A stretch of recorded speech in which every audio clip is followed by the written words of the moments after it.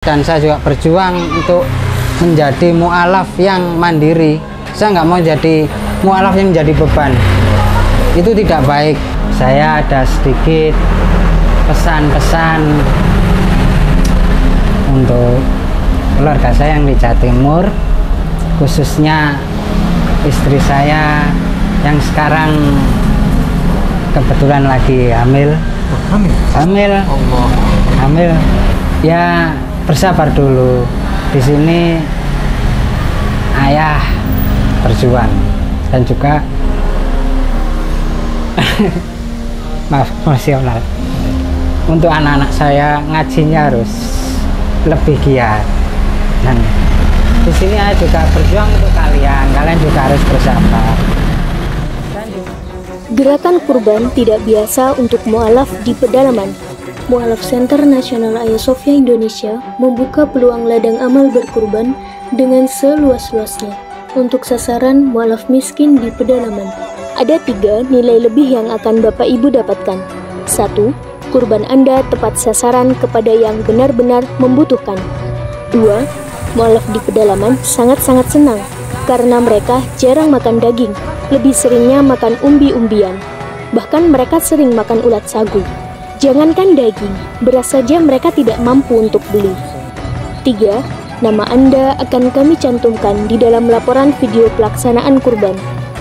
Adapun sasaran wilayah yang akan menjadi tempat untuk pelaksanaan berkurban adalah Mu'alaf Pedalaman Simoy Laklak, Mu'alaf Bolang Mongondo, Mu'alaf Pedalaman Ue Malingku, wilayah garis pemurtadan Malang Selatan, dan lain-lain. Dengan ketentuan sebagai berikut.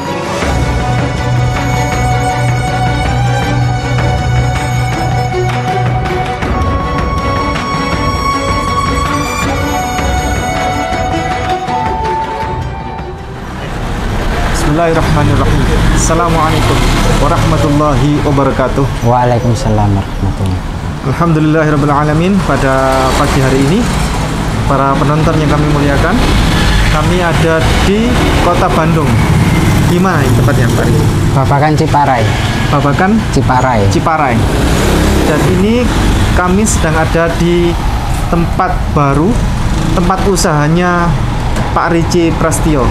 Tentu para pemirsa, para penonton yang kami muliakan tahu tentang siapa Pak Riki Prastio, mu'alaf dari GPDI, dari Gereja Pantai Kosta. GPDI ya? Dari Banyuwangi. Gereja Pantai Kosta di Indonesia, dari Banyuwangi, yang dulu beliau berlari untuk masuk Islam, menyatakan diri masuk Islam setelah bertahun-tahun mempelajari tentang Alkitab, mempelajari tentang Islam, dan beliau akhirnya memutuskan diri untuk masuk Islam. Dan dengan panjangnya waktu perjalanan yang luar biasa ini, selama kurang lebih berapa sekarang? 2 tahun lebih, Pak Riki? 2 tahun lebih. 2 tahun lebih. Beliau sudah mondok, sudah belajar. Sekarang tinggal praktek. Iya. Alhamdulillah, ada dari Muhsinin dari Mu'alaf Center Ayasofya, ada yang bersedia untuk bekerja sama dengan beliau. Dan akhirnya Pak Riki Prastio saat ini membuka usaha di sini. Membuka wirausaha jualan beras dan sembako. Samping ini ada ke masjid. Iya. Terus kemudian warga sekitar di sini rame. Di situ ada pasar apa itu? Caringin. Iya, pasar Caringin. Pasar Caringin. Buat para pemirsa, para penonton yang tinggal di Bandung, yang mau cari beras yang paling murah se-Bandung Raya, tempatnya di sini.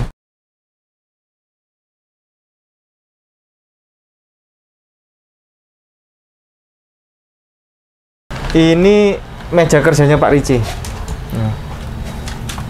Bukunya Masya Allah. Ada Wadawa, macam-macam penyakit hati yang membahayakan, dan resep pengobatan. Fikih 4 mazhab. Alhamdulillah, memang saya orangnya senang membaca. Jadi ketika meluangkan waktu senggang, saya nggak bengong, nggak diam, mesti saya baca ataupun saya juga ngaji. Itu selalu lakukan. Baik, ini usianya sudah berapa hari Pak Riki? Baru 3 hari sini ya. Ya, sekarang 3 hari sekarang. 3 hari, masih baru ini ya, buka usaha di sini. Iya. Kita lihat ke sini.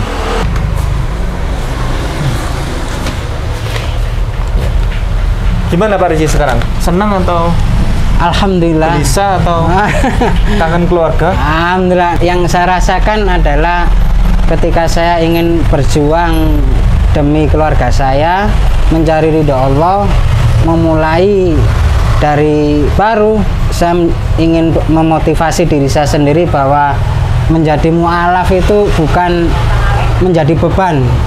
Saya nggak mau menjadi mu'alaf malah jadi beban para muslimin. Jadi saya ingin memotivasi diri saya sendiri bahwa saya ingin usaha, saya bekerja keras, semangat. Insya Allah apabila Allah meridhoi, maka nggak apa-apa. Dilayani dulu. Bu, nggak apa-apa, dilayani. Sebentar. Mari Bu, pilih yang mana? Oh, telur berapa? Sekilo doang ya. Yang 16 tuh Kenapa? yang 16. Iya. Nah, pas. Setengah satu. Iya. Ini raja telur ini. Mantap ke telur.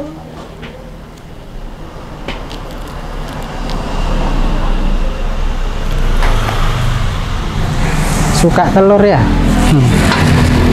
Enak protein itu.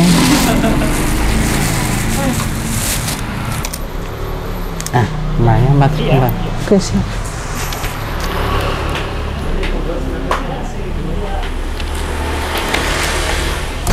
Terus gimana Pak Riki? Kangen keluarga atau pripun? Alhamdulillah. Kalau kangen itu suatu yang wajar. Tapi karena saya berjuang mencari ridho Allah dan saya juga berjuang untuk menjadi mu'alaf yang mandiri. Saya nggak mau jadi mu'alaf yang jadi beban. Itu tidak baik. Ketika kita menjadi muslim, maka kita harus menjadi muslim yang kuat. Karena Allah lebih menyukai muslim yang kuat daripada muslim yang lemah. Makanya saya niatkan saya untuk usaha, semoga Allah meridhoi, dan nanti insya Allah ketika saya sudah bismillah Allah meridhoi saya jadi pengusaha atau juragan. Amin. Maka insya Allah penghasilan saya gunakan untuk memajukan dakwah para mu'alaf. Amin. Dan karena saya mu'alaf, saya merasakan apa yang dirasakan mu'alaf, maka saya ingin membantu yang perlu saya bantu. Seperti itu. Makanya saya semangat, rasa kangen, rasa apapun yang keduniawan saya singkirkan. Yang penting maju untuk memotivasi diri saya sendiri biar tidak, maksudnya tidak lemah lah, tidak harus kuat jadi seorang muslim. Saya minta tolong itu dijelaskan Pak Riki, contohnya. Pak Riki, Ya. tolong jelaskan apa perbedaan antara beras ini, harganya ini Nah, selisih. iya. Makanya ini beras yang seperti ini jenisnya yang 3.700 ini khusus untuk buat ketupat. Oh. Iya, ini. Ini berasnya Iya, super ya? Iya, super khusus buat kupat, bagus ini. Dan ini wangi, coba sampean cium, Sob. Ini yang beras yang wangi.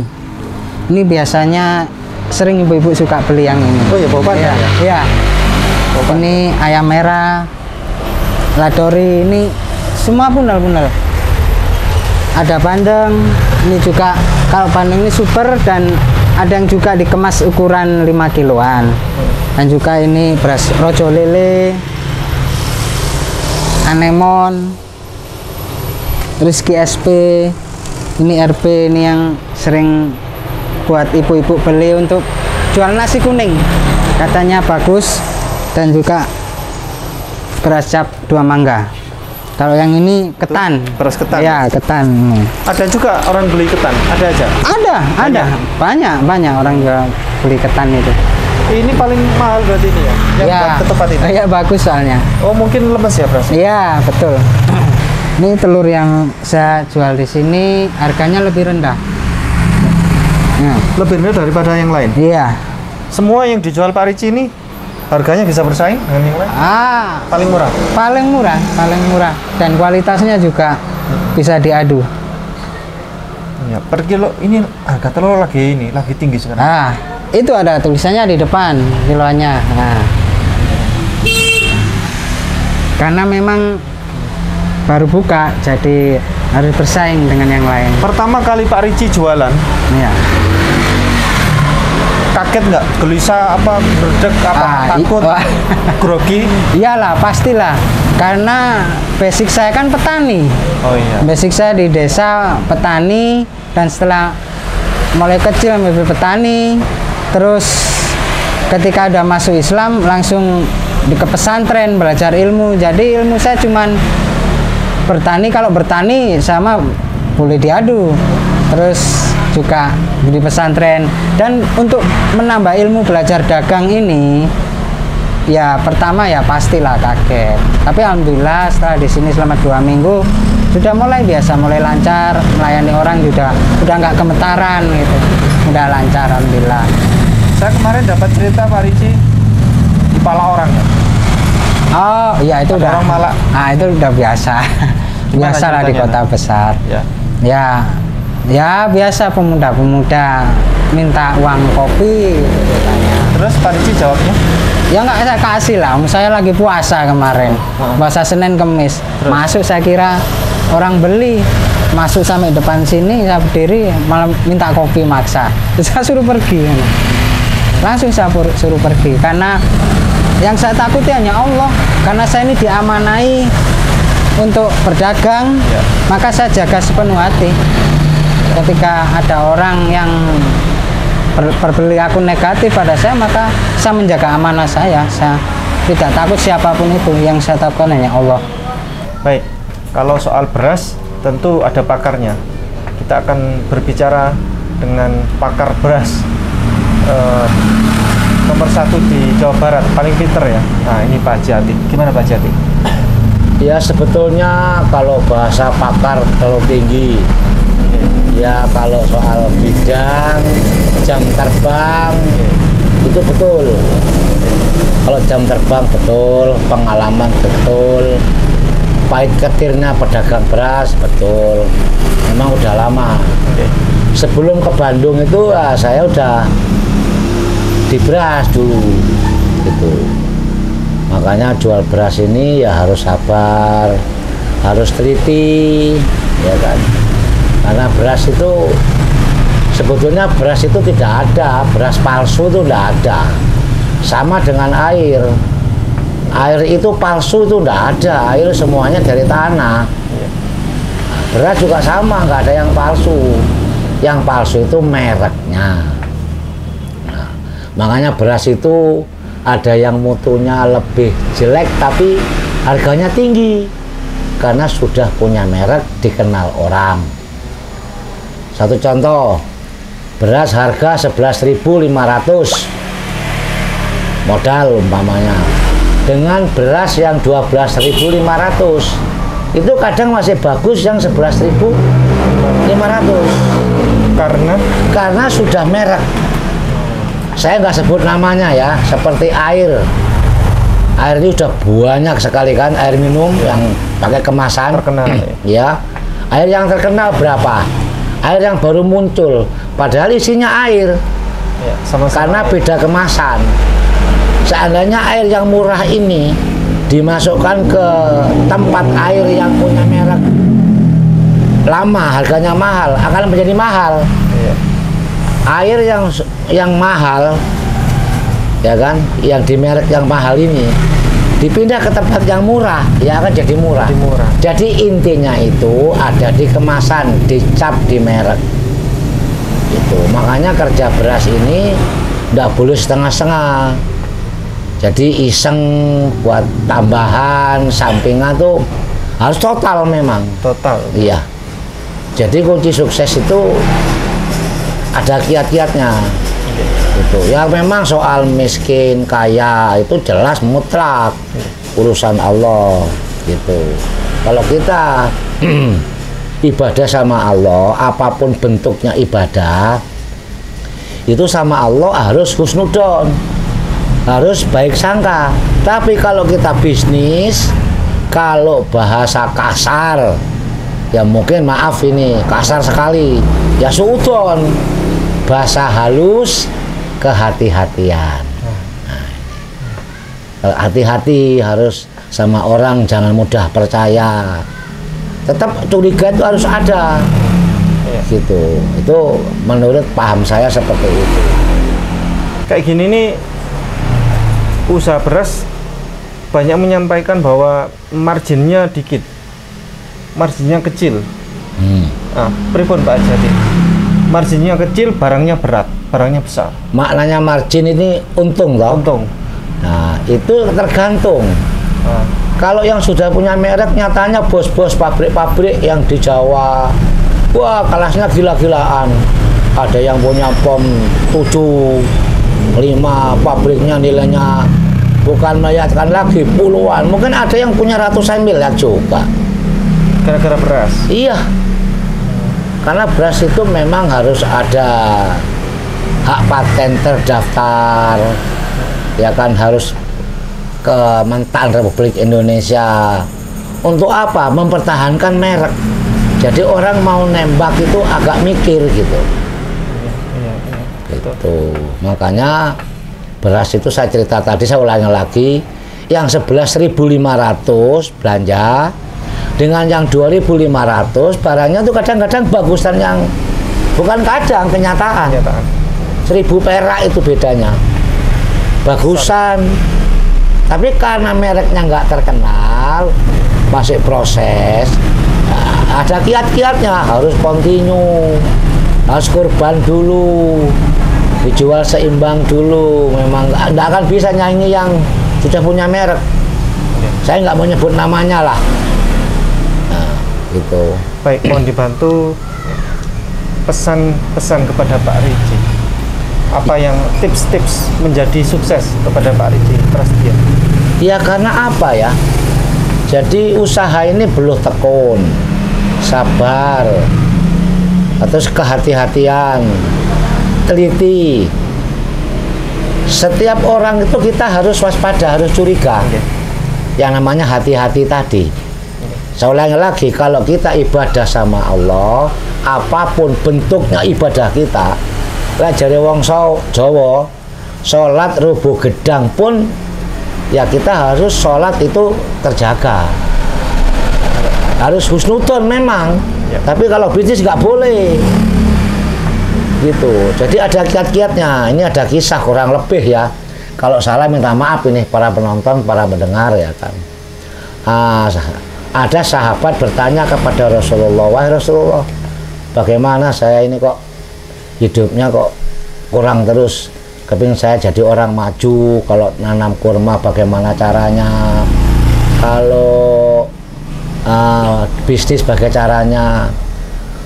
Intinya aja ya, kurang lebihnya ya, maafin kalau ini salah, mungkin ada yang lebih jelas penyampaiannya. Rasulullah nggak ngasih contoh. Apa kata Rasulullah? Antum a'lamu bi umuri dinikum. Kamu telah paham tentang urusan dunia daripada saya, kata Rasulullah. Jadi dunia ini diobral. Kalau nggak salah itu ada hadis kok. Seandainya dunia ini ada harganya 11 sayap nyamuk, orang yang tidak beriman tidak akan karena dunia diobral siapapun yang mau.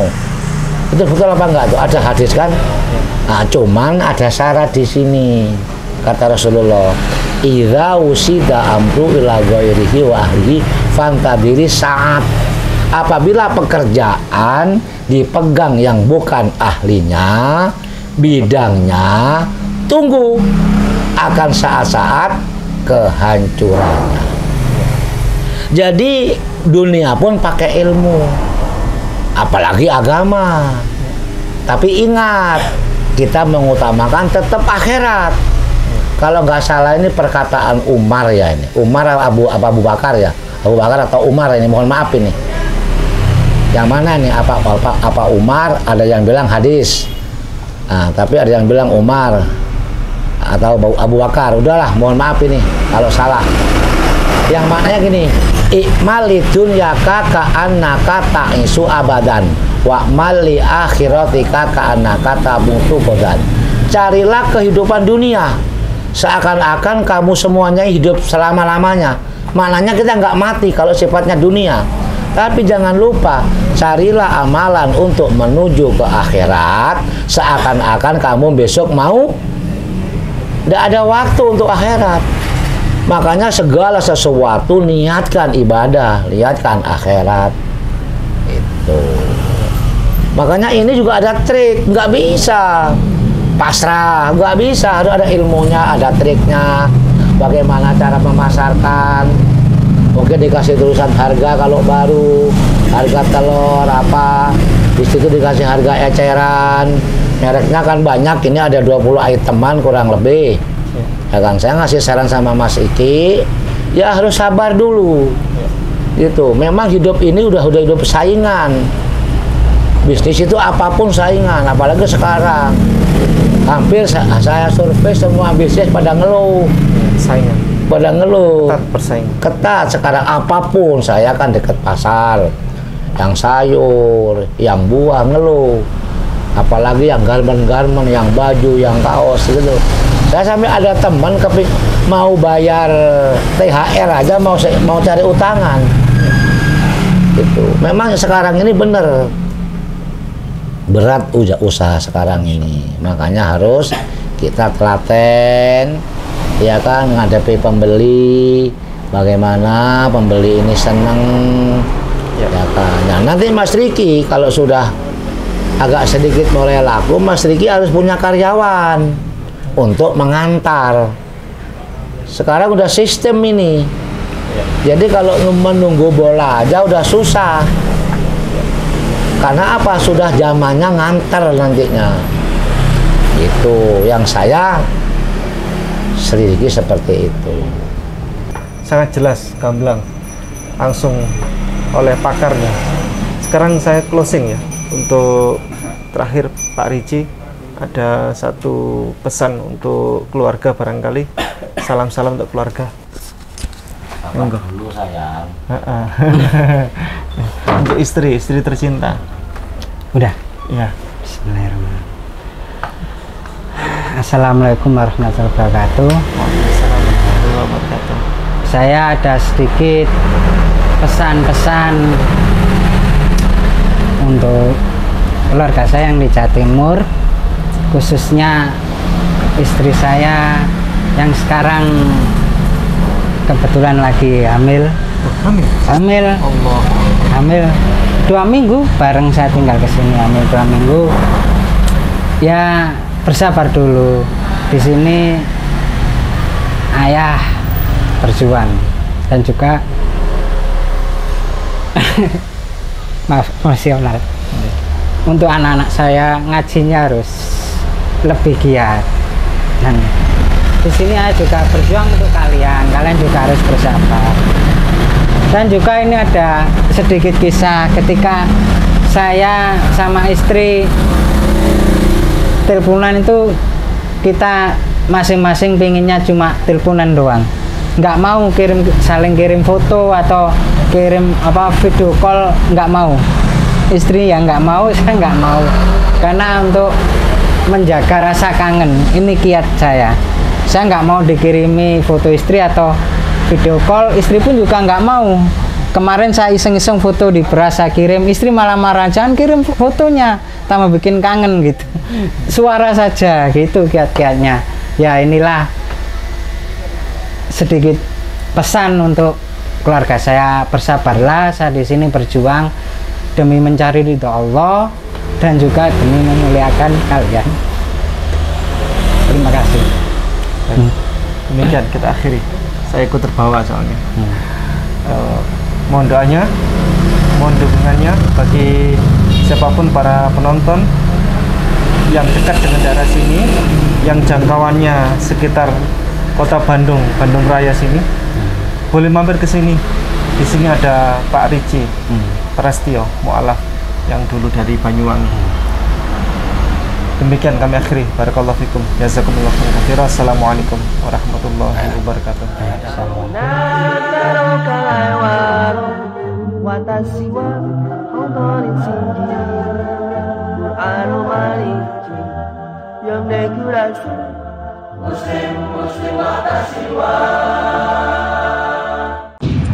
Setiap muslim harus memiliki bekal ilmu kristologi untuk membentengi diri dan keluarga serta untuk berdakwah.